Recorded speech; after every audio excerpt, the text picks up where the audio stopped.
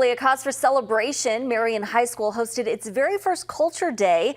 The student body at the private all-girls school has seen an increase in racial and ethnic diversity in just the last 3 years.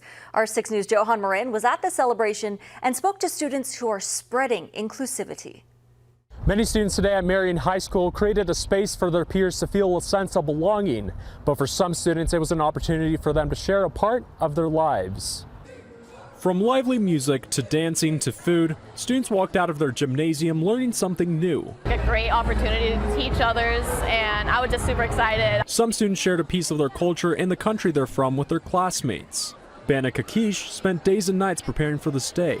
If you teach others, they'll be more accepting and understanding and supportive of diversity and everything. A lot of her culture comes from the Middle East, specifically the country Jordan. Growing up as an Arab girl, her culture has always been very important to her. But living here, a part of her has always felt excluded. Everyone else was American. I had no exposure to other cultures, and I felt like because I was Arab, I was different. Many of Kakish's peers have experienced the same situation. Kelsey Herrera felt she couldn't express her culture growing up. You can't because it's seen as weird or just a little bit odd to bring things that are different from other people.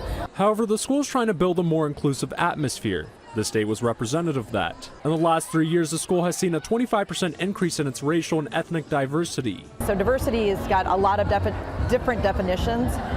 Today we're celebrating cultural diversity, but it's an important aspect of Marian High School.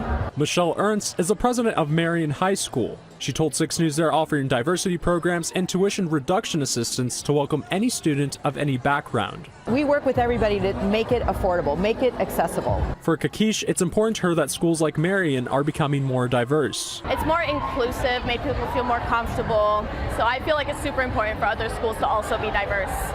On your side, Johan Marian, 6 News. The school plans to hold the cultural event again next year.